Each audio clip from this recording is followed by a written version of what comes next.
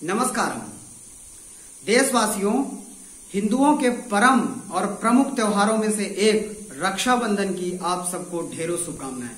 अपनी तो पाठशाला में मैं आप सबका स्वागत करता हूं। आइए जानते हैं कुछ ऐसी कहानियां जिसके बाद यह रक्षाबंधन त्योहार अमर हो गया और आज तक चलता आ रहा है। हम अगर शुरुआत करेंगे तो सबसे पहले जो वेदों के द्वारा शुरुआत होती है, यानी अगर हिंदू धर्म को किसी सुझाव की, किसी जानकारी की आवश्यकता पड़ती है तो वह वेदों और ग्रंथों का सहारा लेते हैं, जिसमें जीवन जीने की सारी कलाओं के बारे में लिखा है। तो अगर वेदों के हिसाब से जाएं तो वेदों में लिखा ये एक कहानी है, जिस कहानी के अंतर्गत यह बताया गया है कि भगवान जो देवताओं के राजा थे इंद्र, उनका असुरों के साथ युद्ध हुआ। युद्ध में इंद्र की सेना कमजोर पड़ने लगी और वह अपने गुरु बृहस्पति के पास सुझाव के लिए आए। सुझाव के लिए वो बात कर रहे थे, तभी उनके पीछे रानी इंद्राणी भी थी और इंद्राणी सारी घटना को, सारी कहानी को सुन पा रही थी। जब उन्होंने सुना कि उनके पति की रक्षा, जान खतरे में है, तो उन्होंने श्री विष्णु जी से प्रार्थना करके एक रक्षा सूत्र लिया और उसे मंत्रोच्चारण करते हुए हाथों पे अपने पति के बांध दिया और इस प्रकार से इंद्र फिर असुरों के ऊपर विजय प्राप्त कर ली। तो पहली बार जो रक्षा सूत्र बांधा गया था वो किसी पत्नी ने अपने पति की रक्षा के लिए बांधा था और फिर उन्होंने जीत हासिल की। अच्छा, जिस दिन उन्होंने यह रक्षा सूत्र बांधा वह दिन था बच्चों श्रावण मास का पूर्णिमा। इसी दिन हर वर्ष फिर यह रक्षाबंधन का त्योहार मनाया जाने लगा। कहने का तात्पर्य यह है कि हम बहनों से रक्षा बंधवा करके उनकी सलामती, उनकी रक्षा करने का वचन देते हैं, पर वास्तविकता है कि उससे हमें भी रक्षा मिलती है। मेरे लिए बचपन से ही यह त्योहार केवल मिठाइयों तक सीमित था।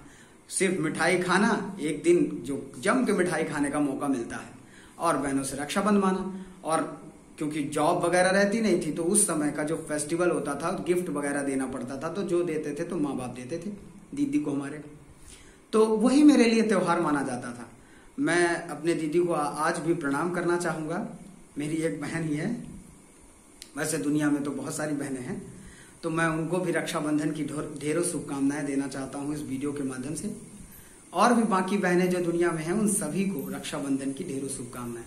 ऐसी एक और बहुत सारी कहानियां हैं जिनके बारे में चर्चा करना थोड़ा सा कठिन है, क्योंकि बहुत सारी कहानियां हैं, पर कुछ मेन कहानियों के बारे में मैं आप लोगों से चर्चा करना चाहता हूं। जैसे द्रौपदी और कृष्ण के बीच की कहानी, युधिष्ठिर की एक कहानी है महाभारत से लेकर के, वो भी रक्षाबंधन के आधारित पर है। और जो तो प्रमुख कहानियां हैं जो दब गई हैं इतिहास में, वो है अलेक्जेंडर और राजा पुरु के बीच में।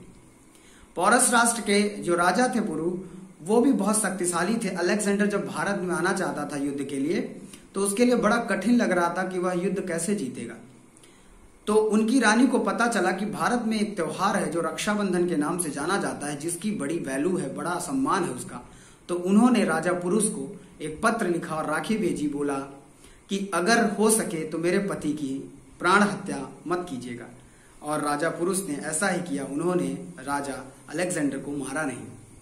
ऐसी एक और कहानी है चित्तौड़ की रानी कर्मवती की। जैसे हम पुस्तकों में पढ़ते हैं इसके बारे में बच्चों, कि चित्तौड़ की महारानी विधवा हो चुकी थी और उनके ऊपर शेरशाह ने हमला कर दिया था, यानी उनके राज्य में। तो उन्होंने मदद के लिए हुमायूं को एक पत्र लिखा और पत्र में हुमायूं को बताया कि उनके ऊपर क्या विपदा आई है। और हुमायूं ने अपनी बहन, मुंह बोली बहन के लिए वह मदद करने के लिए आए। और इस प्रकार से यह कर्मवती और हुमायूं की भी कहानी रक्षाबंधन के मेन पन्नों पर एकदम छप गई है। तो ऐसी बहुत सारी कहानी है। संतोषी माता पर एक आधारित कहानी है। पर मैं समझता हूं जिस जगह से रक्षाबंधन की शुरुआत हुई वह इंद्र भगवान और इंद्राणी के रक्षा सूत्र बांधने से हुई। पहली बार यह त्योहार पत्नी द्वारा पति को रक्षा बांधने पर हुई, पर बाद में यह कालांतर से भाई को बहनों द्वारा रक्षा सूत्र बांधा जाने लगा। और इस प्रकार यह त्योहार सौहार्द और संपूर्णता का है, भाई एवं बहनों का है, मिठाइयों का है। मुझे आशा है कि मेरे दिए गए जानकारी से आपको थोड़ी बहुत संतुष्टि मिली होगी। एक बार फिर से आप सबको रक्षाबंधन की ढेरों शुभकामनाएं। नमस्कार।